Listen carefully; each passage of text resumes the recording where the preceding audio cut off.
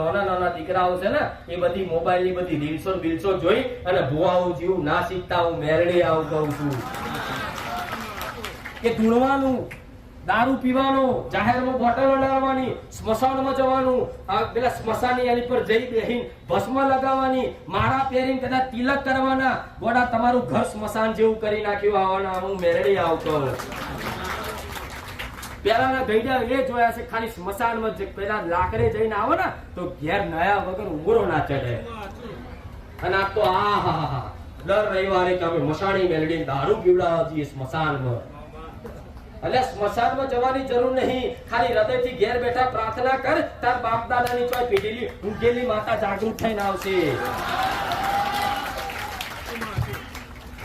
કોઈને પોતાની ચામુંડ માતા, કોઈને મહાકાળી અને એની જોડે કદાચ મસાણી મેલડી બેહાડી હોય, કોઈને વહાણવટી બેહાડી હોય, કોઈને મારા જેવી